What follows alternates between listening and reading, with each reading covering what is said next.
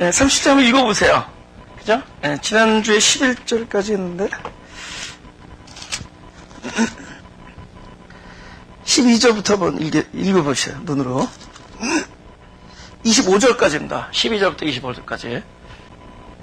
읽겠습니다. 제가 12절부터 그 형들이 세겜에 가서 아비의 양 떼를 칠 때 이스라엘이 요셉에게 이르되 내 형들이 세겜에서 양을 치지 아니하느냐 너를 그들에게로 보내리라. 요셉이 아비에게 대답하되 내가 그리하겠나이다. 이스라엘이 그에게 이르되 가서 네 형들과 양떼가 다 잘 있는 여부를 보고 돌아와 내가 고하라 하고 그를 헤브론 골짜기에서 보내매 이에 세겜으로 가니라. 어떤 사람이 그를 만난즉 그가 들에서 방황하는지라. 그 사람이 그에게 물어 가로되 내가 무엇을 찾느냐. 그 가로되 나의 형들을 찾으오니 청컨대 그들이 양치는 곳을 내게 가르치소서. 그 사람이 가로되 그들이 여기서 떠났느니라. 내가 그들의 말을 들으니 도단으로 가자 하더라. 요셉이 그 형들의 뒤를 따라가서 도단에서 그를 만나니라. 우리 18절 19절 다 읽어보자. 시작.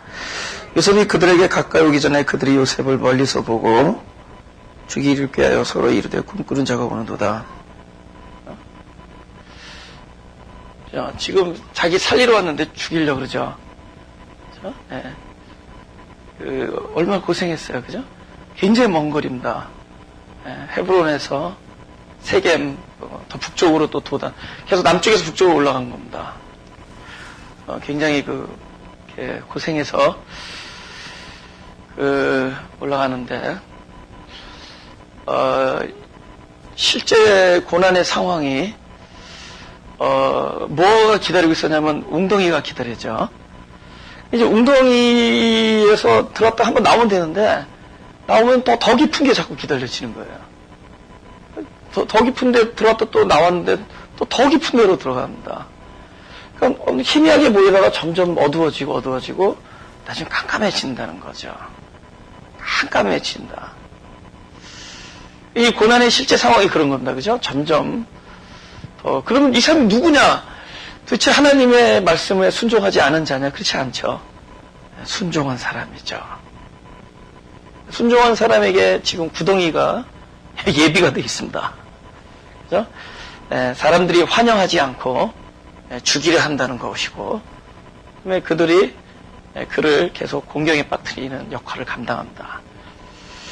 그리고 거기서 또 나온 듯 했는데 계속 더 깊은 웅덩이, 더 깊은 웅덩이가 기다리죠. 나중에는 진짜 그 감옥 안에서 마지막 2년은 힘들었을 거예요. 왜냐면 마지막 희망이 사라진 걸 거예요. 왜냐면 그 꿈을 잘 풀어줬잖아요.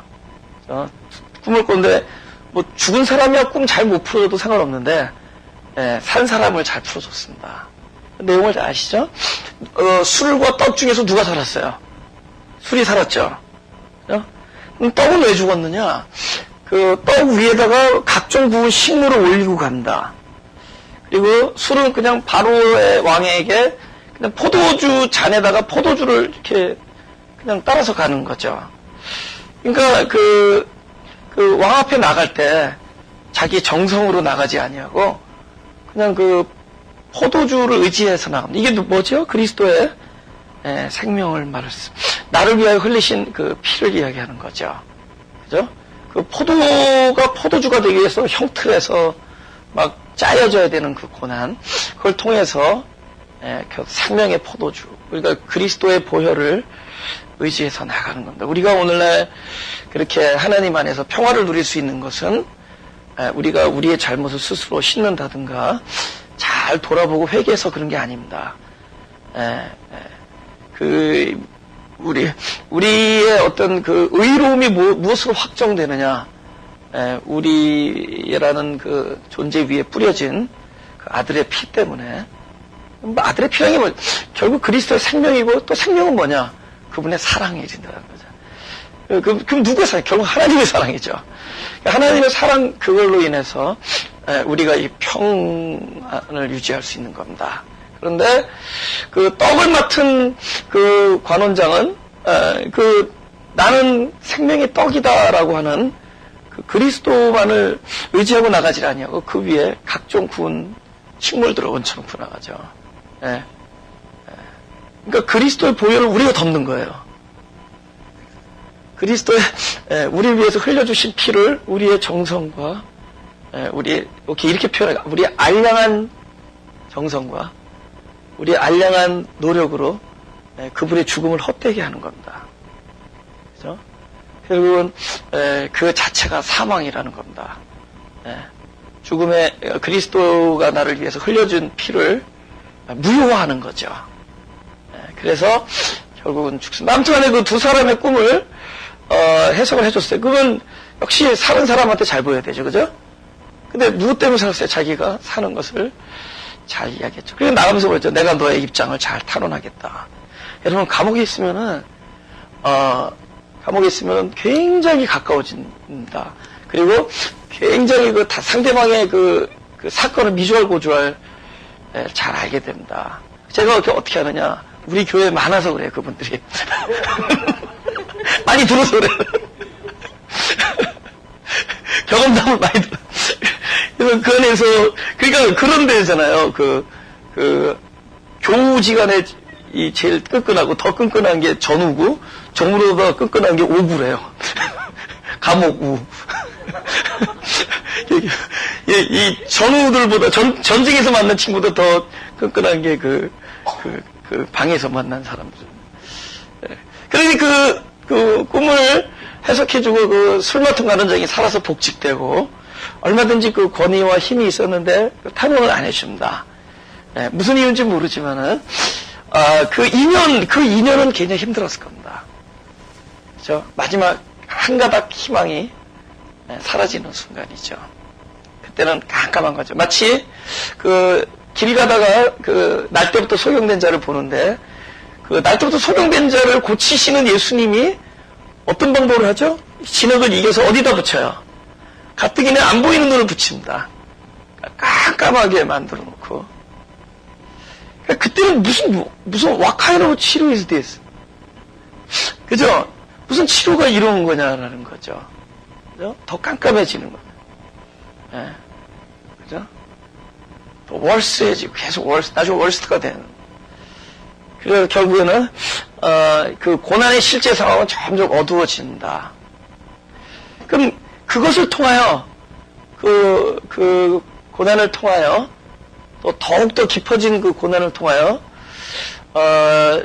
하나님께서 하시는 일이 있죠. 그렇죠? 우리가 지난주에 얘기한 뭐 잊어버렸겠죠. 지난주에 내가 외우라 그랬는데 욥기 23장 10절. 당연히 정금만 외우면 그건 유치원도 배우지. 일주일 만에 그렇게 적으면 안 되지. 나의 가는 길을 오직 그가 아시나니 내가 단련한 후에 내가 정금같이 나오리라. 욥기 23장 10절. 근데 그 고난의 끝에 뭐가 나오느냐? 고난, 그렇게 나의 가는 길을 그가 아시나니 나의 단련한 후에 나의 단련, 많은 고난 후에 내가 정금처럼 변하는 게 아닙니다. 내가 정금처럼 변하는 게 아니라 단련이라는 게 어떤 작용을 하는 거냐? 이 고난이라는 게 철저히 이 속에 있는 영광을 덮은 나의 두꺼운 자아를 계속 이렇게 베는 겁니다. 그죠? 그래서 마음 가죽을 벤다 그래요. 에레미야서에. 그걸 할례라고 한다. 할례는 너의 마음 가죽을 베는 것이다. 왜냐하면 결국 그리스도의 영광을 가리는 게 딴 게 아니라 나라는 거다. 그 하나님의 전능하심이 없어서가 아니라 그것을 내가 가리고 있는 겁니다. 그래서 그걸 끊임없이 다루고 그게 다루심을 입고 그것이 부서지고 무너지고, 그렇죠? 부서지고 무너지고 하면서 나중에 그 안에 있는 생명이 드러나는 겁니다. 그러니까 우리가 하나님께서 끊임없이 우리의 달려가는 길 속에서 우리를 단련하는 건 뭐냐? 우리를 단단하게 만드는 게 아니에요. 단단하면 또 깨트리기 힘드니까 그냥 있는 그대로 그냥 째버리는 겁니다. 근데 그게 아픈 거예요. 그러니까 단련한다면 우리를 튼튼하게 만드는 게 아니라, 여러분, 우리 자아가 부서지지 않고 튼튼해지면 이건 더 문제예요. 그쵸? 부서지지 아니한 자아가 건강하다. 이거 사람 잡죠. 그쵸? 머리도 나쁜데 뭐 건강하다 이런 겁니다. 그죠? 또 머리 나쁘고 건강한데 용감하기까지. 이거 사고 치죠. 예. 바벨탑을 왜 무너뜨렸어요? 영적으로 하나님의 뜻을 교류할 수 없는 사람들끼리 말이 통해버리니까. 하나님의 뜻을 받을 수 없는 사람들이 말이 통해버리니까. 나중에 오순절에서 왜 말이 다시 회복됐습니까? 이제는 하나님을 영으로 교통할 수 있는 것이 회복됐기 때문에 그 사람들을 다시 화합시키기 위해서 말을 다시 하나로 만든 겁니다. 근데 이 사람들이 말은 통하는데, 우리끼리 말은 통하고 의기투합되는데 또다시 하나님과 교통이 단절되면 또다시 옆에 쓴 사람하고 말이 안 통해요. 그죠? 아리까리, 꺄우뚱, 애매모호. 그럴 거라는 거죠. 각기 다른 말을 할 거라는 거죠. 예. 그러니까 이 하나님이 하시는 일이 뭐냐? 우리를 단련해서 아주 건강한 사람을 만드는 게 아니에요. 아주 탄탄한 사람 만드는 게 아니라 그 단련이라는 건 뭐냐면 우리를 끊임없이 다루어서 부서뜨리고 무너뜨린 겁니다.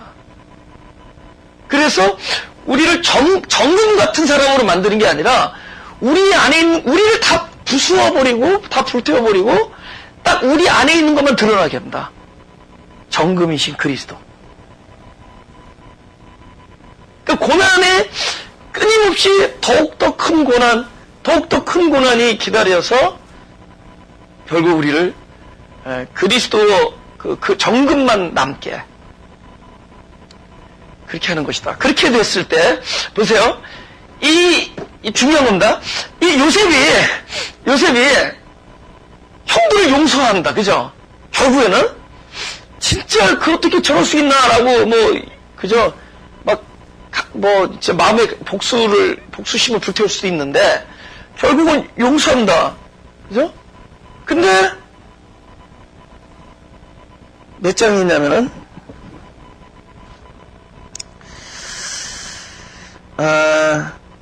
창세기 45장 5절을 보겠습니다.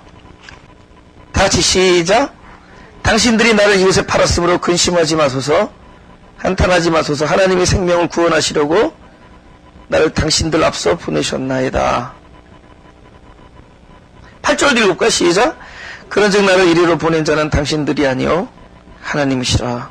하나님이 나로 바로의 아비를 삼으시며 그 온 집의 주를 삼으시며 애굽 온 땅의 치리자를 삼으셨나이다. 지금 굉장히 놀라운 이야기를 합니다. 그죠? 그렇게 고통을 입었던 사람이 이런 놀라운 얘기를 합니다. 여러분, 이제 중요한 얘기예요. 여러분이 피해자로서, 그죠? 가해자가 있고 피해자가 있잖아요. 그러니까 우리가 용서라는 그 단어가 누가 누굴 용서하는 거예요? 피해를 입은 사람이 가해자를 용서하는 거죠. 그런데 과연 피해자가 용서할 수 있느냐? 저는 피해자는 용서할 수 없습니다. 그러니까 피해자로서는 용서가 안 돼요. 더 이상 저 사람이 가해자로 있고 내가 피해자로 있었는데 이 사람을 다시 만났을 때 아직 저 사람이 가해자고 내가 피해자로 있는 상황에서는 용서를 할 수가 없어요. 예수님이 과연 십자가에서 우리 이렇게 사람들이 예수님 십자가에 못 박았어요. 그 못 박힌 피해자로서 우리를 용서하는 건가? 그러니까 내가 저 사람이 나에게 피해를 줬다라고 생각하는 상황에서 용서가 되겠는가? 그러니까 용서에 대한 정의를 해보자는 거예요.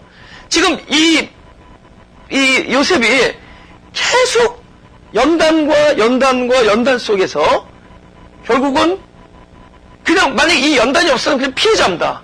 세상에 그럴 수가 있나? 왜 피해자죠? 이 연단이라는 이제 지금 이 사람이 내 외적으로는 딱 표면적으로 나에게 가해를 입힌 사람들인데 이 사람들은 연단과 연단 속에서 사람이 자기의 마음 안에서 보던 것들이 이미 부서졌죠. 그 자아가 부서졌으니까 이젠 더 이상 자기의 마음으로 보지 아니하고 안에 있는 그리스도의 마음으로 보는 눈이 생기죠. 그리고 그때부터는 이 사건의 어떤 표면적인 바깥의 모습을 보는 것이 아니라 하나님의 눈으로 이 사건의 이면에 있는 그 왜 이런 일이 벌어졌냐에 대한 본질을 보는 눈이 생겼죠. 그거는 자기 눈으로 보지 아니하고 나라는 존재가 끊임없는 고난 속에서 단련되고 자아가 처리되고 자기가 부서지고 무너지고 하면서 이제는 무슨 사물을 바라보거나 어떤 일을 바라보는 바라보는 눈이 달라져. 내 눈이 아니라 내 눈은 이미 땅에 묻혀지고 다 부서지고 다 처리되고 다루심을 입고 그건 다 쪼개지고 이제는 남는 게 뭐죠? 정금. 이제는 그분의 눈으로 보게 돼. 그러니까 이 일이 나에게 일어난 일이 사람들은 어떻게 저럴 수 있는데 형제들이 형제를 팔아먹고 형제가 형제한테 이럴 수가 있느냐, 이런 원망만 남고 어떤 이런 일이 있으냐, 그 바깥의 표면을 보니까, 사건을 보니까, 근데 사건의 배후에 놀라운 어떤 모든 일이 합력하여 선을 이루시는 하나님의 경륜을 볼 수가 없어요. 그것에 파묻혀 있으면. 근데 그걸 바라보는 눈이 무뎌지죠. 연단이 오면은 다루심을 입으니까 이제 뭐냐, 사건의 본질, 이면을 뭐를 본 거죠? 이건 하나님이 하신 일이다. 하나님이 허락하셨다. 하나님이 이를 통하여 당신의 이 일을 하신다. 하나님이 하신 일을 나타낼 것이다. 보게 됐죠. 할렐루야. 하나님은 똑같은 일에 대하여 더 이상 자기가 피해자가 아니라 하나님 나라의 도구인 걸 발견하죠. 여러분, 피해자가 하나님 나라의 도구로 변해. 그래서 피해자를 더 피해주는 거야. 피해자를 이번에는 완전히 갈아 마시는 거야. 피해자가 가해자한테 하는 것이 아니라 피해자가 더욱더 공격에 빠지고 더욱더 막 단련되는 거예요. 왜 나에게만 자꾸 이런 일이 생기는 거죠? 하나님 앞에 무릎 꿇고 하나님 앞에 기도했더니 왜 나에게 더 어려운 일이 생기죠? 끊임없이. 오히려 가해자는 오히려 저는 저렇게 형통한 것 같고 저렇게 사람들한테 인정받고 잘 살고 있는데 진짜 오히려 두 다리 뻗고 자고 있는데 오히려 피해를 입은 오히려 내가 더욱더 피해를 입고 더욱더 연단을 계속 거듭하는 이유가 뭐냐라는 거죠. 더 이상 이제는 이 겉에 일어나는 사건의 모습을 보지 아니하고 사건 뒤에 있는 그 이면에 있는 하나님 나라의 그 설계를 보는 눈이 생기는 겁니다. 그걸 보게 되는 거예요. 그걸 아는 순간에 뭐죠? 더 이상 이 일에 대해서 나는 피해를 입은 자가 아니라 이 일에 대한 하나님 나라의 도구인 것을 알게 되죠. 여러분, 상처는 사람이 치료할 수 없어요. 자기가 치료할 수 없어요. 상처는 우리가 하나님을 알았을 때 치료가 되는 겁니다.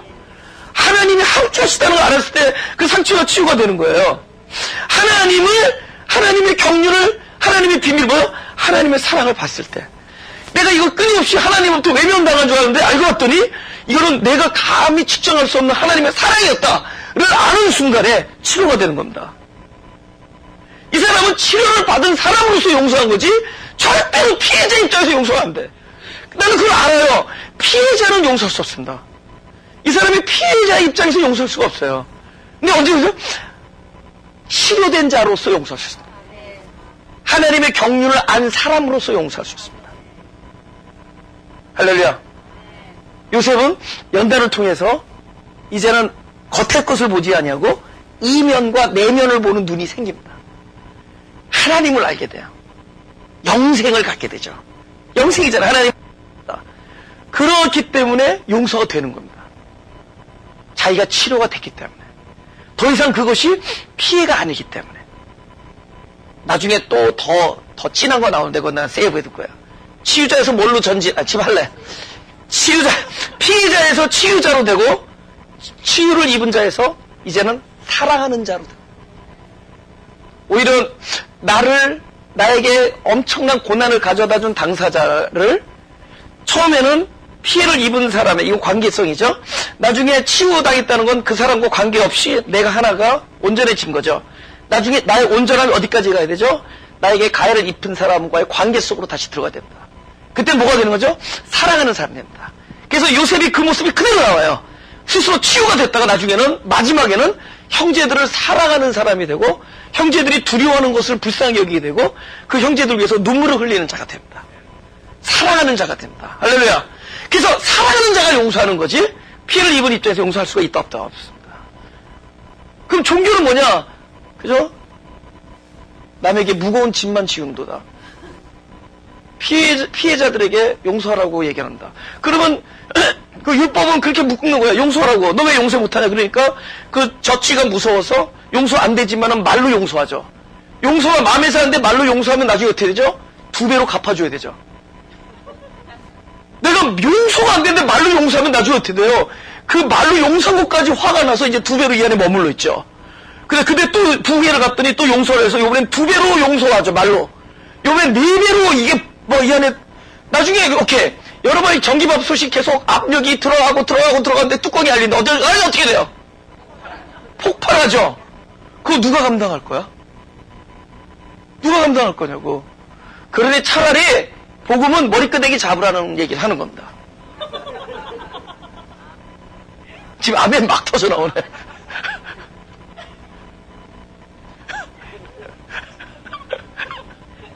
너무 시원해.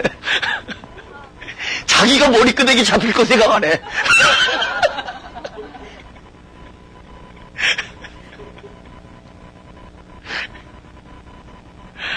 본문으로 들어요.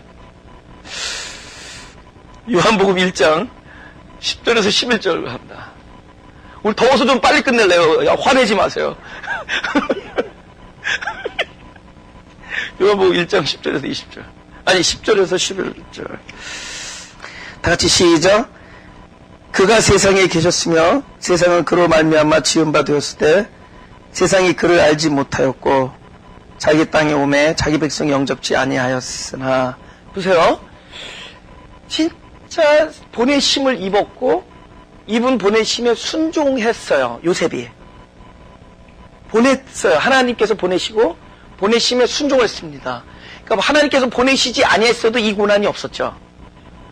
또 보내심에 순종했어도 이 고난이 없었죠.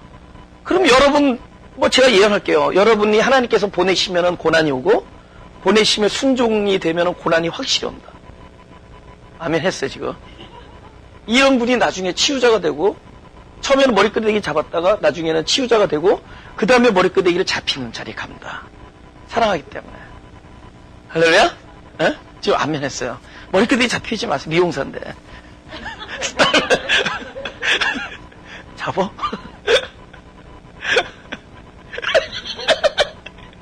네, 사랑하는 자로서 용서하는 겁니다. 근데 사랑은 하나님의 뜻을 알아야지 사랑이 돼요. 하나님이 저 백성을 얼마나 사랑한지를 알게 될 때, 하나님이 이 죄인을 얼마나 용서한지를 알게 될 때, 하나님의 마음을 알게 될 때 사랑하게 됩니다. 안 되는 거가 계속 갖다 놓고, 여러분 강아지한테 아가페를 가르칠 수 있어요? 마찬가지예요. 강아지는 안 되는 겁니다. 그게 거듭나야 돼, 사람으로. 우리도 하나님의 사람으로 거듭나야지만이 우리가 하나님의 뜻을 알 수가 있고, 하나님의 뜻을 안 사람만이 그 사랑을 자기가 몸소 깨닫고, 그래서 하나님 때문에 다른 사람을 사랑하게 됩니다. 그 다음에 이 사람은 어떻게 되죠? 다른 사람의 행동이 그 사람에게 영향을 주지 않죠. 오로지 영향을 주는 건 자기 자신입니다. 이 상황에서 나는 무엇인가? 오로지 그 생각. 전혀 흔들리지 않죠. 그죠? 그쯤 돼야 되는데, 그죠? 그쯤 돼야 되는데, 아니, truly speaking, 나도 그거를 기도하는 사람, 그렇게 되기를 소원합니다. 제가 오래 살아서 어느 정도 그 정도 됐을 때까지 여러분이 설교를 들을 수 있기를 원합니다. 아멘. truly speaking, 진짜예요. 저는 이 자리에 누구 뭐 가르치려고 온 사람이 아닙니다. 난 내가 살아야겠어, 내가 진짜 그 하나님 앞에서 그 형상을 닮아가는 그걸 진짜 몸부림치는 사람입니다. 그죠? 그래서 이제 남 볼 시간이 없어요. 나를 봐야 돼요. 목회 사명 잊은 지 오래됐습니다. 죄송합니다. 나는 사명 그런 거 없어요. 나는 사명 없어요, 진짜. 나는 진짜 그러니까 비전도 없고 목적도 없습니다. 근데 하나 목적이 있다면 난 내가 살아야 돼. 내가 하나님 안에서 진짜 발버둥 치는 거야. 근데 내가 살면 여러분도 산다는 걸 제가 알아요. 제가 살면 여러분이 살아요. 하나님은 나의 삶을 통해서 남을 살리는 겁니다. 여러분을 살림으로 남을 살리게 한다. 그러니까 죽은 것도 송장들 보내서 어떡하겠다는 거야. 그쵸? 그쵸? 우리 송장들 보내서 여러분 강한 사람, 강한 것 이런 것들은 다 이렇게 그걸 뭐라 그러죠? 그 몽둥이로 이렇게 쳐가지고 고기를 연하게 만드는 거 있죠. 텐더, 그죠? 예. 근데 이 강한 우리 육이 그냥 나가면은 오히려 안 나가니면 어떻게? 내가 다른 사람들을 이거 내가 섬겨야 되는 이치해야 되는데 오히려 제가 이 자리에 있잖아요. 이 자리에 있으면 두 가지가 나를 늘 끌어내릴 수가 있는 겁니다. 하나는 뭐냐면은 여러분 가만히 있는데 내가 지금 마이크 잡았다 이거죠. 그리고 얘기하면은 좀 들어요 사람들이. 나도 모르는 사이에 하나님 자리에 올라갑니다. 다른 사람을 섬기고 함께 하나님의 인도하심을 받고 다른 사람과 함께 가는 것을 순간적으로 잊어버리고 잠깐 사이에 남을 통솔하고 남을 컨트롤하고 통제하고 지배하고 그죠? 이런 사람으로 변해간다. 이거 하나님 자리에 올라가는 사람이야. 둘째는 나도 모르는 사이에 뭐가 이렇게 좀 맘먹으면 여러 사람이 함께하니까 돼가는 거죠? 그런 사이에 사람의 욕심이 내 안에서 이렇게 장성합니다. 이 두 가지가 나를 쓰러뜨릴 수 있는 그런 끊임없이 더 두들겨 패는 거야. 앞에서 하나님의 모습을 증거해야 될 사람을 계속 두들겨 패는 거예요. 이렇게 쪼고 저렇게 쪼고 그죠? 제법 목회하기 전에는 인기가 좋았거든. 근데 여기는 너무 호불호야. 좋아하는 사람 좋아하고 싫어하는 사람 되게 싫어해 나를. 왜 싫어합니까? 따질 수도 없어. 또 체면에. 근데 하나님이 그렇게 해서 계속 사람을 연단시키는 거야. 단련시키고. 그래서 나를 진짜 하나님의 사람으로 만들어가는 거야. 그거보다 더 좋은 일이 없어. 나라면 여러분 우주가 변하는데. 할렐루야. 마찬가지입니다, 여러분 스스로. 여러분 한 사람이 좀 거창한 내가 여러분이 여러분 고기가 연해져야 되고 막 맨날 그 째임을 당하고 그래서 결국 자기만을 바라보는 사람이 됩니다. 그 사람이 어디에 있든지 그 안에 있는 광채가 드러날 거예요. 지금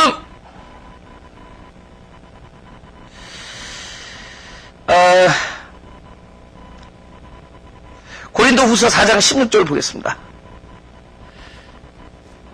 이 37장은 앞으로 전개될 전체적인 그 요셉의 이야기에 대한 개요를 나타낸 장이기 때문에 그래서 우리가 다루는 겁니다. 16절 다 같이 읽어보죠. 시작. 그러므로 우리가 낙심하지 아니하노니 겉사람은 후패하나 우리의 속은 날로 새롭도다. 우리의 잠시 받는 환난에 뭐한 것이? 경한 것이 지극히 크고 경한 것이 죄송합니다. 우리의 잠시 받는 환난에 경한 것이 지극히 크고 영원한 영광에 중한 것을 우리에게 이루게 함이니 우리의 돌아보는 것은 보이는 것이 아니라 보이지 않는 것이니 보이는 것은 잠깐이요. 그러면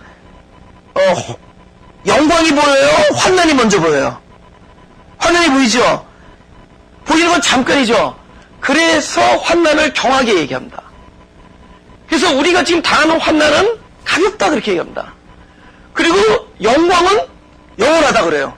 근데 문제는 환난이 보이고 영광이 안 보이는 거예요. 고난은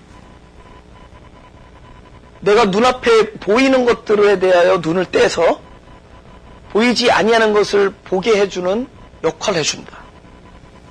왜냐면 여러분 고난이 있으면은 내가 이렇게 막 소중하게 생각했던 것들이 아무것도 아니라는 걸 알게 돼. 아무것도 아니라는 게 돼. 누구한테 무슨 고난 받아 이런 게 없으니까 항상 딱 이렇게 흐트러짐이 없으니까 이렇게 머리에 이러는 거지. 이러고 그러는 거지. 이러고 그러는 거지.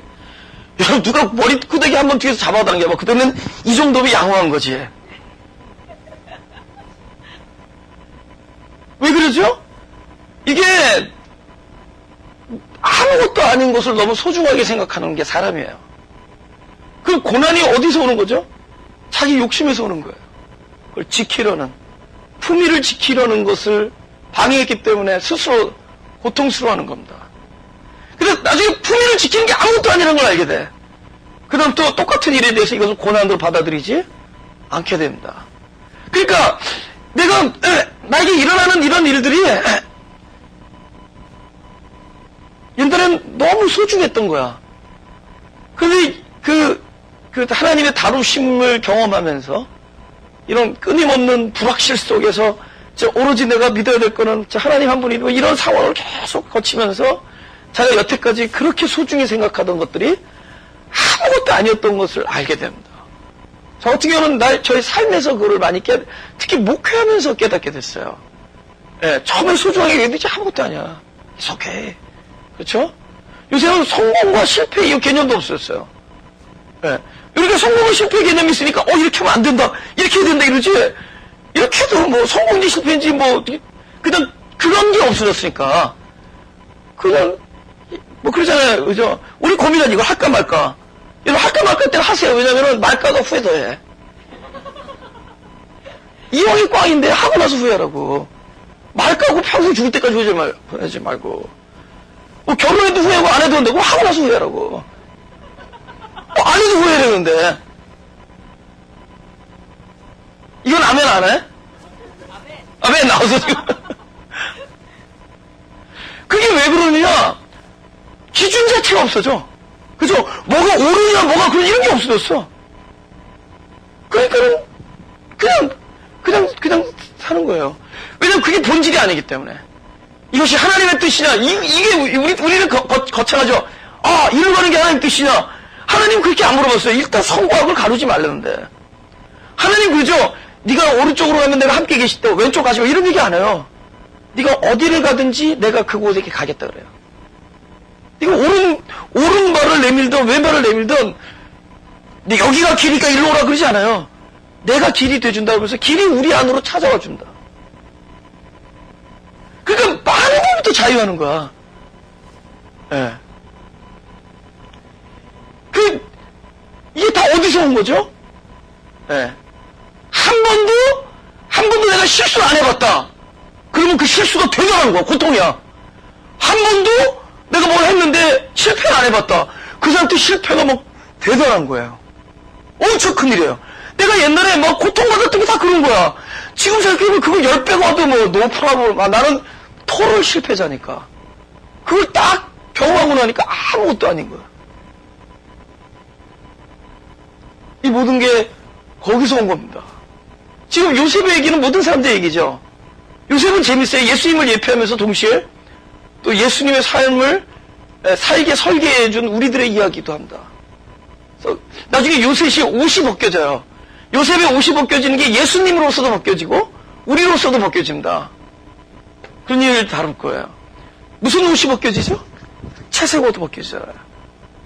그래서 이 고난을 통하여 보이는 것들, 그러니까 눈앞에 보이는 것, 이런 것, 눈앞에 보이는 것, 이런 게 이제 환난이란 말이에요. 근데 항상 환난 속에서도 로마서에서 뭐라죠? 환난 중에도 뭐 하나니? 즐거워하나니 그러잖아요. 이 사람이 미쳤냐고 환난에서 즐거워. 또 다른 걸 보기 때문에 즐거워하는 거죠. 또 다른 게 안 보이면 안 즐겁죠. 근데 이것보다도 뒤에 있는 게 보이니까 즐거워하죠. 막 고문 받으면서 기분 좋다고 미친놈이죠. 그때는 소리 지르는 거죠. 고문 받을 때는. 근데 이 사람이 고문 받으면서도 막 찬양할 수 있는 게 뭐가 있냐는 거야. 그 고문을 하는 사람이 못 본 거를 고문당하는 이 사람이 본 게 있기 때문에. 이제 그 고난에, 이 요셉에게 온 고난이나 우리들에게 오는 그 많은 연단에 놀라운 가치를 아시겠습니까? 예? 그거를 보는 겁니다. 예? 그러면서 무엇이 부서지냐? 요셉의 별명이 뭐죠? 뭐 하는 자? 꿈꾸는 자죠. 예. 자기가 꾼 꿈이 부서지고 하나님이 주신 꿈만 이루어져야 됩니다. 우리는 많은 사람들이 꿈을 꾸는데 자기가 꿈을 꿔요. 근데 진정한 꿈은 하나님이 주시는 꿈이어야 됩니다. 할렐루야? 그래서 무슨 꿈이 부서지죠? 내가 꾸고자 하는 꿈이 부서지고 내가 꾸어온 많은 계획들이 무너지는 곳에서 할렐루야. 이제는 그분의 꿈이 살아납니다. 이게 요셉의 삶 속에서 나타난 겁니다.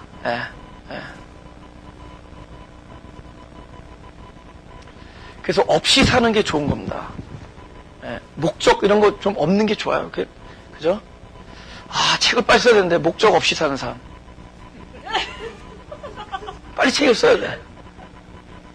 아, 진짜 복음을 알게 되면은, 진짜 그 성경을 이해하게 되면은, 우리가 만들어 놓은 많은 꿈들과 목적이 우리를 고통스럽게 해요. 그러면 막 사느냐? 안 그래요. 그러면 그럴수록 하나님의 질서 안에서 살게 됩니다. 그러니까 사라지는 삶을 살아요. 근데 목적을 가지면 내가 사는 삶을 살아. 근데 내가 사는 삶이 자꾸 부서지면은 그때는 사라지는 삶을 살아. 하나님에 의해서 이렇게 인도하심을 받는 삶을 삽니다. 만남, 헤어짐, 어떤 일이 일어남, 그것을 받아들임, 이런 것들이 그분의 인도하심 속에서 이렇게 이루어집니다. 예. 그래서 앉은 자리에서 이제는 많은 활동을 하죠. 이렇게 막 걸음걸이가 빨라진 게 아니라 앉은 자리에서 보게 되는 거죠. 예. 하나님의 움직임이 나를 이렇게 움직이게 만드는, 예. 하나님이 나를 움직이는, 그러기 위해서 하나님께서 끊임없이 나를 깨트려가는 것들이었습니다. 그게 너무 고마운 것들이죠. 여러분이 고난의 중지는 열렬한 기도가 중지냐? 하나님께서 저 고난 속에서 열렬히 기도하고 있다. 그런데 그 기도 내용이 뭐냐? 이 고난을 제발 스탑해달라. 그러면은 하나님께서 이번에는 기도 자체를 고난스럽게 하게 하죠. 왜냐면 그 기도는 들어줘야 되겠으니까 또 다른 고난을 주죠. 왜냐면 하나님 고난은 그냥 허락한 게 아니니까. 이 고난 중에서 하시고자 하는 게 있는데 끊임없이 우리가 막 흘러넘쳐 나오는 자기 중심부터 흘러나온 것들을 중단시키려고 하는 거예요. 그게 중단돼야 되는데. 그렇죠? 끊임없이. 예. 그래서 결국에는 포기되는 것들입니다. 다 부서지고. 그러면서 그것들이 아무것도 아니라는 것들을 깨닫는 거예요. 본문을 읽겠습니다. 다시 37장. 13절 제가 읽겠습니다. 아니야. 20절. 아, 여기, 우리 요새 영국도 하는데 영국 조연이 여기 나오던데. 여기 12절에서 18절 사이에 어떤 조연이 나오는데 누구 찾아봐. 몇 절 있는지. 근데 조연이 원래 더 중요한 거 알죠? 주연은 연기 못해도 그냥 주연이라니까 쳐다보는데 조연 연기 못하면 그냥 잘라야죠. 몇 절에 몇 절? 조연.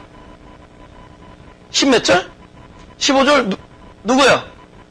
어떤 사람이 나타나죠? 중요해요. 지금 이 요셉의 얘기를 들어보면은 끊임없이 바로 이런 사람들이 등장합니다. 이 37장만 하더라도 구덩이에 넣는데 누가 지나가요? 장사꾼들 지나가죠. 이스마엘 상인들 지나가죠. 지금 이거 누구예요? 지금 형들을 찾는데 어떤 사람이 나타나죠. 근데 이상해. 딱 어떤 사람을 물었는데, 길을 물었는데, 우리 생각 같으면 몰라야 되는데 또 알아. 왜 내가 모르는 걸 알까?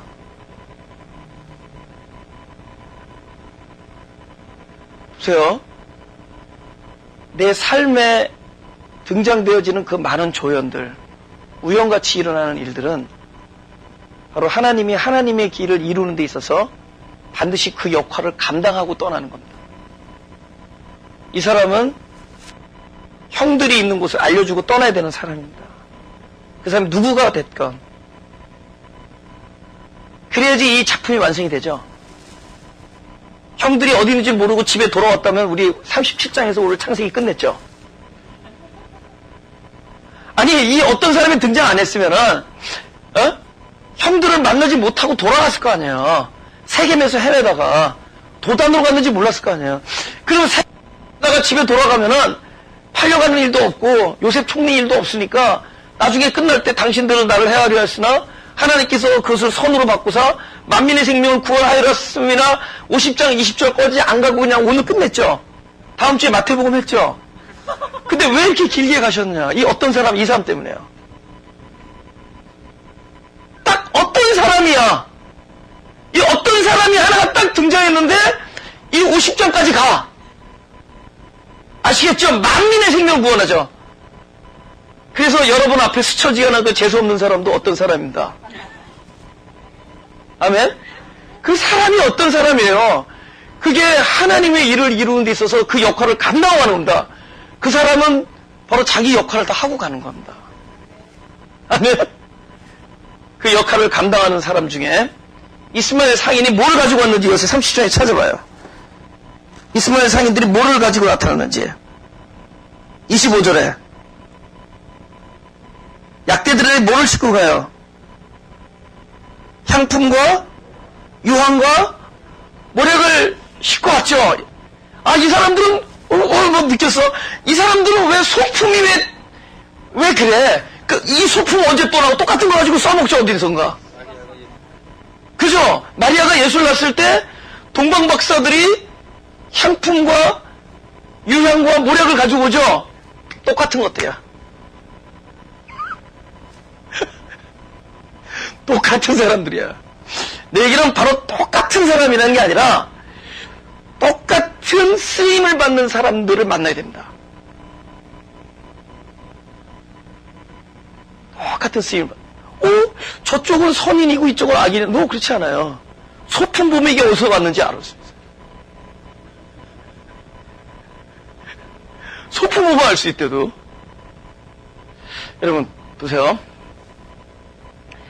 하나님에 의해서 쓰임을 받는 사람들, 자기가 알고 하겠어요?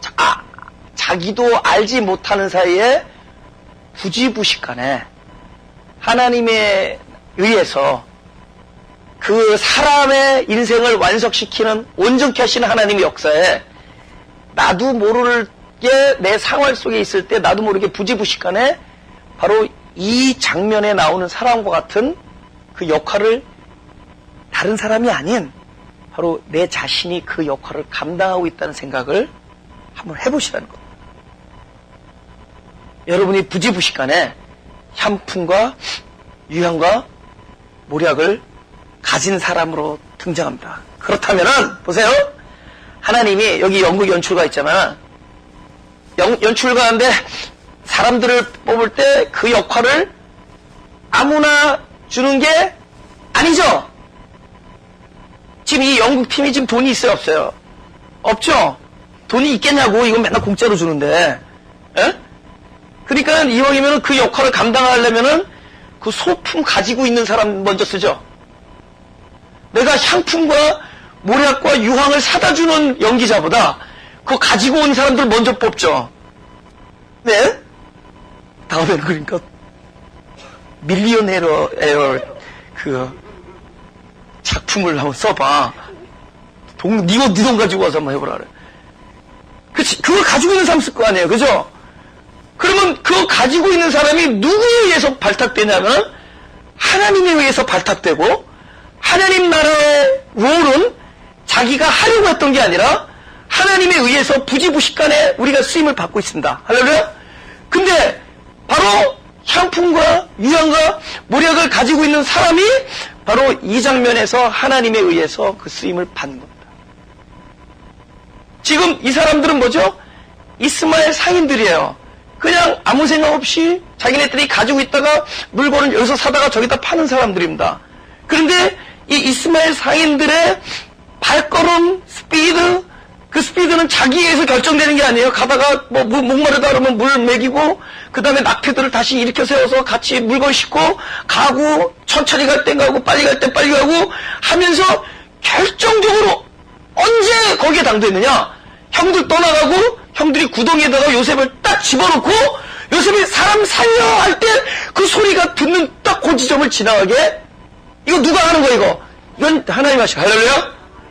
자기도 모르는 사이에 딱 그 일에서 결국은 이 사람을 결국은 그곳에서 굶어 죽이지 아니하고 일단은 살려내는 일에 쓰임을 받죠. 본인들이 사람 하나 살려냈다 이런 얘기 아니야. 본인들은 야 하나 건졌다 야 팔아먹자 이렇게 됐죠. 그런데도 불구하고 하나님 나라에 의해서는 그 작품에서 그 놀라운 캐스팅을 하고 있죠. 부지부식간에 자기도 모르는 사이에 어떻게 되느냐. 그리스도의 죽음을, 그리스도의 장사 지냄을 내 몸에 지니고 있는 사람은 언제든지 동방박사나 이 사람들처럼 그렇게 하나님 나라의 일을 완성시키는데 한 장면을 한 컷을 우리가 할애할 수 있는 사람으로 쓰임을 받습니다. 할렐루야. 다시 말해서 주님의 장사 지냄을 내가 몸에 지니고 있는 사람은 이미 그러한 쓰임을 받고도 모르고 살아왔을 것이다. 사람들이 칭찬과 존귀함을 여러분에게 날리지 않아도 이미 하나님 복 있는 사람은 여호와께서 인정하시나 그 나라 사람의 일꾼으로 쓰임을 받았다. 여러분이 어려서부터 어느 날 가가지고 산에서 기도할 때 하나님 나라의 도구로 사용하기를 원합니다. 그때 하나님께서는 벌써 우리 안에 모략과 유향과 향품을 예비시키는 일에 우리를 사용했을 겁니다. 우리를 연단시켰을 거예요.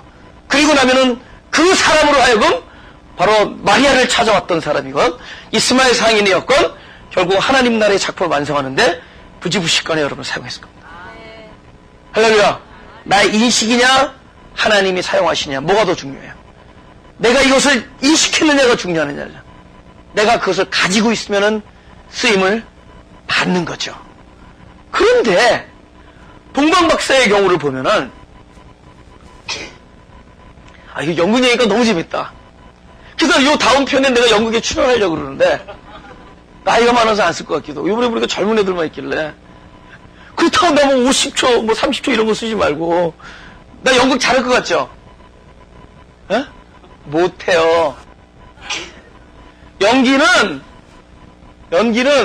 나처럼 솔직하고 정직한 사람들이 못해.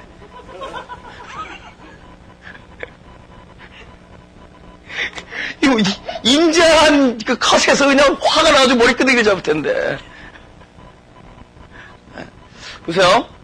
그 동방 박사가 낮에 다녔어요? 밤에 다녔어요? 동방 박사가 낮에 다녀? 밤에 다녀요? 어떻게 밤에 다녀갈 수 있어요? 에어컨이 없어서 그런 게 아니라? 별 보고 다녔죠? 근데 예수님께서 요한복음에 밤에 다니지 말래. 낮에 일하라는 거예요. 근데 왜 그 사람들은 밤에 다녔죠? 주님이 말하는 밤과 우리가 생각하는 밤이 너무나 다르기 때문입니다. 별이 낮에 보여요? 밤에 보여요? 우주가 낮에 보여요? 밤에 보여요? 밤에 보이죠? 이상하지 않아요?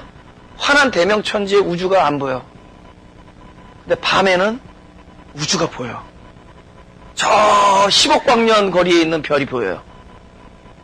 저 100만 광년 거리에 있는 별이 보여요. 그 광대한 우주가 우리들의 눈에 들어온다. 예. 그가 힘을 써서 그런 게 아니라 나의 실존적 위치가 낮이냐 밤이냐에 따라서 이렇게 달라진다. 근데 주님은 밤에 다니지 말라고 하는. 근데 뭐라고 말씀하시냐면 밤에는 그 안에 무엇이 없음으로 실족한다 하죠. 어디에 빛이 없다? 그 안에 빛이 없다. 근데 그 안에 빛이 언제 보이죠? 캄캄할 때 보이죠. 안에 빛이 언제 보여요? 캄캄할 때 보이죠.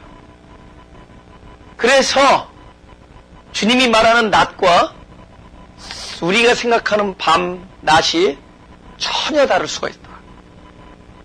그래서 동방박사가 밤에 다닌 것은, 밤에 별이 보인 것은 우리가 자기의 존재가 완전히 나 스스로는 도저히 살아나갈 수 없는 칠흑같이 어두운 불가항력적, 흑암적 실존을 처절하게 깨닫게 되는 그 상황이 가서야 내 안에 있는 별과 빛이 환하게 드러납니다. 그때가 하나님께서 일하는 순간입니다. 그때가 주님이 말하는 해가 낮에 떴으니 일해야 될 때고 밤에는 일을 할 수 없느니라. 언제 밤이죠? 빛을 볼 수 없는 게, 내 안에 빛이 없는 게. 그래서 주여 주여 내가 주님을 위하여 이거 했고 권능을 행했고 주님의 이름으로 선지자 노릇했고 이것이 바로 겉으로는 대낮 같지만 사실 그것이 밤입니다. 안에 빛이 없기 때문에. 내 안에 빛이 있는 것은 언제냐? 나라는 존재가 완전히 캄캄한 칠흑같이 어두운 그런 어두움의 실존을 처절하게 경험하고 있을 때, 그때가 오히려 내 안을 빛이 환하게 받쳐주는 낮이 되는 겁니다. 그때 누가 일하느냐? 하나님께서 일하는 겁니다. 그러니 황풍과 유황과 모략은 어떤 우리가 내 삶을 통해서 얻어낸 게 아니에요. 자기 자신을 나는 아니다라고 얘기할 수 있는 고백자들에게 주어지는 소품들입니다. 그들이 바로 동방박사처럼 바로 하나님의 주님의 태어나심을 자기 안에서 보여줄 수 있는 사람입니다. 내 안에서. 그들이 가는 곳 어디마다 바로 내 안에서 그리스도의 다시 태어나심을 보여줄 수가 있는 겁니다. 이제 1분만 하고 마치겠습니다. 마지막으로 요거는 좀 찾아봐야 될 것 같아요. 에레미야서 2장 13절을 보겠습니다. 이것도 못 외우겠지. 이거 외우라면 내일까지 기다려야 돼. 읽읍시다. 시작. 내 백성이 두 가지 악을 행하였나니 그 생수의 근원되는 나를 버린 것과 스스로 웅덩이를 판 것인데 그것은 물을 저축치 못할 터진 웅덩이니라. 이거 어디서 봤는데? 터진 웅덩이, 물을 저축하지 못한다. 에? 이게 뭐 어딜까? 37장 24절에서 찾아야죠. 그죠? 다 같이 우리 창세기 37장 24절. 성경에 나오는 모든 이야기는 우연이 아닌 거죠. 에? 예. 37장 24절 다 같이 시작. 그를 잡아 구덩이에 던지니 그 구덩이는 빈 것이라. 그 속에 물이 없었더라. 여러분, 구덩이에 물이 없었다. 근데 그것을 무엇으로 얘기하냐? 에레미야서에서 너희들이 크게 두 가지 악을 행했다. 하나는 내가 보낸 자를 뭐 했다 그러죠? 버렸다 그러죠? 하나님께서 보낸 자를 버린 거. 이거 누가 한 짓이죠? 지금 알겠죠? 어딘지? 지금 요셉이 왜 고난을 당하죠? 누가 보냈기 때문이죠. 아버지께서, 하나님께서 보낸 거죠. 예를 들면은 보낸 자란 말이에요. 보낸 자를 버린 것과 그 다음에 하나는 무슨 일을 한 것이 또 악한 거예요? 이 단어가 중요해. 스스로 웅덩이를 판 것이 악한 일이야. 왜? 스스로 웅덩이를 파면은 물이 남을 수 없다. 왜? 웅덩이가 어떻게 되기 때문에? 터지기 때문에. 그럼 여기 요셉 형들이 요셉을 던진 곳이 바로 에레미야에서 예언된, 에레미야에서 설명하고 있죠. 나중이니까. 에레미야에서 설명한 웅덩이가 파여진 곳이죠. 물이 저축될 수 없는 곳이죠. 그러면 이 물이 이 구덩이를 던졌는데 물이 없었더라라는 말씀의 의미는 이 웅덩이가 어떤 웅덩이냐. 여러분, 우리 신앙을 끊임없이 주님 앞에 내가 주님을 위하여 주님의 이름으로 끊임없이 막 웅덩이를 파고 막 삽을 파고 막 노력을 하고 땀을 흘려서 주님 앞에 주님 내가 이렇게 많은 일을 했다고 했을 때 그분이 딱 하는 말이 뭐냐? 네가 그때는 일단 한 가지 얘기야. 평생을 스스로 웅덩이를 팠다. 그곳에서는 물이 없었겠다. 너는 그곳에 내가 너에게 보낸 자를 오히려 던져서 가둬놨다. 여러분, 우리가 주님을 위해서 평생을 살았는데 우리가 한 일이 뭐냐면 나중에 이렇게 말씀을 듣는 거예요. 네가 악을 행했다. 네가 평생 스스로 했다. 주님께서 원하시는 것은 스스로가 중단된 지점에 가서 내 안에 그분이 주인 되셔야 되는 겁니다. 그분이 내 안에 주인 되는 것이 복음이고 그것이 생명이에요. 할렐루야. 따라하는 일도 아니야.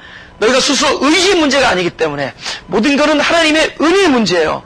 이건 의지 문제. 순종도 우리가 의지적으로 하는 문제가 아니에요. 순종도 하나님의 은혜로 되어져야 되는 것이지. 우리가 의지로 한 모든 것은 스스로 웅덩이를 판 거야. 스스로 웅덩이를 판 거야.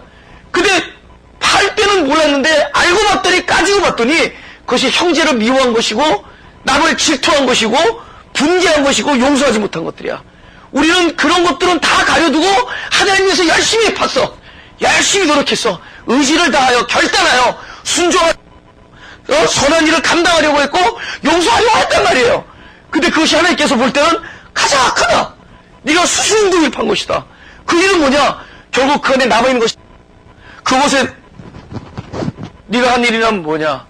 결국은 내가 보낸 자를 결국 가둔 일밖에 못했다. 여러분 뭐 하는 거예요? 우리가 수술할 때 우리는 주님을 웅덩이에 가두는 겁니다. 우리가 수수응동을 팔 때 우리는 하나님께서 보내신 그분을 내 안에 가두고 있는 거예요. 성령의 법을 주셨는데 그것이 일할 수 없도록 내가 가리고 있는 거예요. 우리는 그곳에 아무것도 네트가 남아있는 거 없습니다. 하나님 나라의 은혜가 남아있어요. 그 웅덩이는 구멍이 헤어져서 계속 밑빠진 독에 물을 분 겁니다. 평생을 팠지만 평생 동안 우리한테 남아있는 것은 아무것도 없는 거예요. 오히려 보내신 자를 가두는 것에 불과했어요. 이것이 중단돼야 됩니다. 그 형들이 했던 일이 악해 보이지만은 어쩌면 우리는 악해 보이지 아니하는 일을 하면서 그 악한 일을 그대로 다습하고 있는 거예요. 에레미야서 2장 13절은 우리들의 모습을 이야기합니다. 너희가 스스로 웅덩이를 판 것이다. 웅덩이는 하나님 나라의 말씀의 검에 의해서 일단 내 마음이 패해져야 됩니다. 찢어지고 갈라지고 깨어지고 그분이 역사해야 돼요. 그분이 깨트려야 돼요. 가르는 겁니다. 내 인생의 웅덩이를 그분이 파셔야 돼요. 그래서 이 안에 거 드러나야 돼요. 그래서 뭐죠? 에덴에서 발원한 각 방향으로 뭐죠? 이 강물이 막 흘러 넘쳐나가요. 이 내 마음 밭에서 그분이 뭐 해줘? 내가 너에게 주는 분은 속에서 영생하도록 뭐 한다? 솟아나는 샘물이 되리라. 그것이 터져나와야 돼요. 근데 우리가 열나게 판 것은 물 한 방울 남길 수 없었던 우물이 됩니다. 결국 주님을 가두는 곳이 돼요. 한 가지 악을 행함으로 두 가지 큰 악을 동시에 행하는 자들이 되는 거예요. 여러분들이 기회가 있을 때마다 에레미야 2장 13절은 나의 자화상이다. 그것은 요셉의 형들의 얘기뿐만이 아니라 바로 오늘날 주여 주여 하는 나의 자화상이다. 를 깨달으시기 바랍니다. 가슴에 손을 대시죠.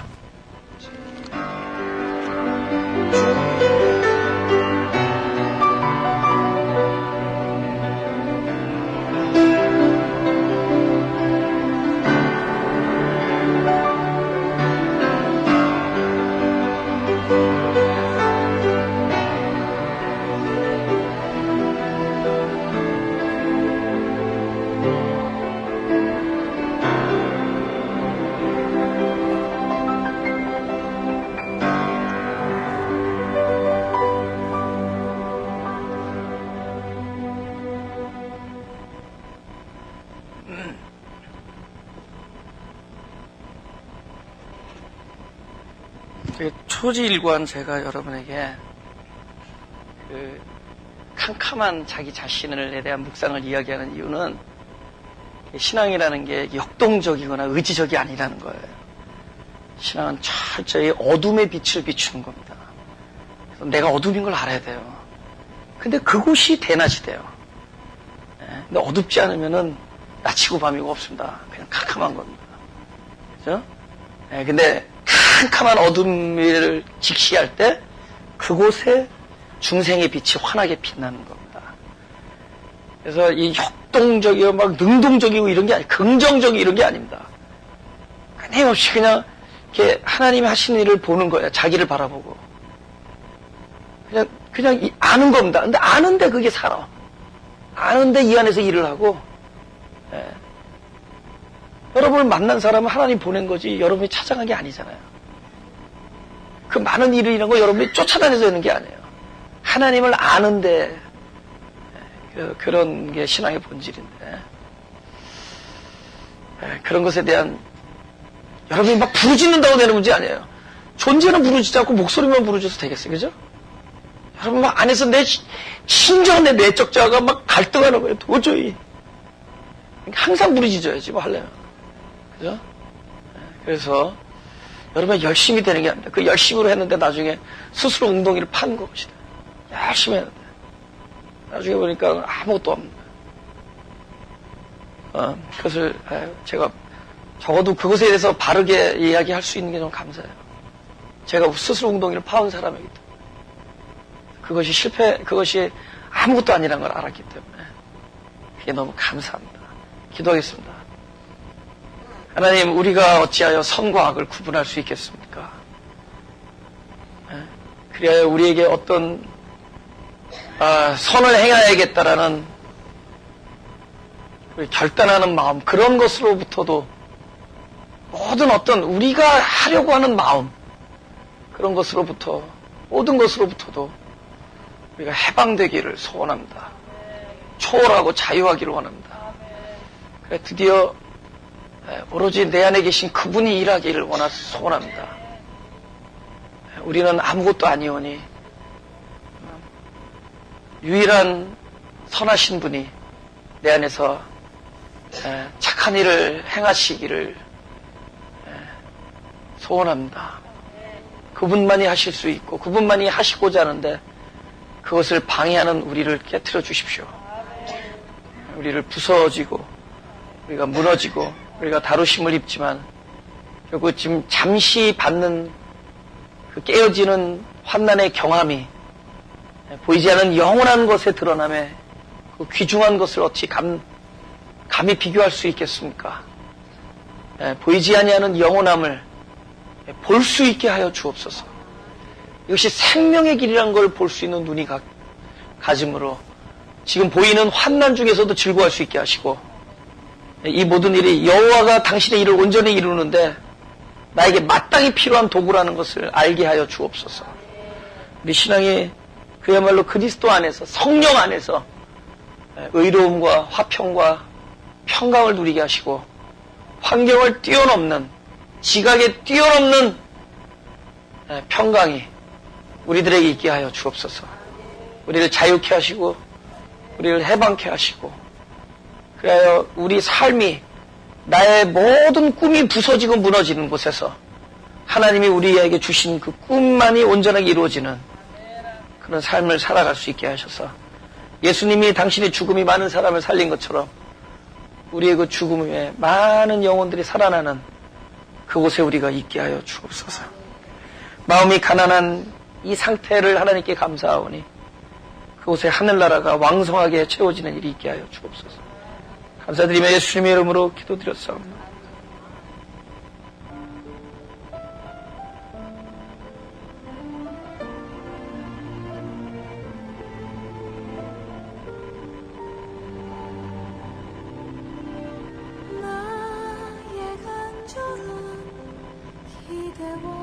소망을 따라 아무 일에도 부끄럽지 않게 하소서. 오직 전과 같이 지는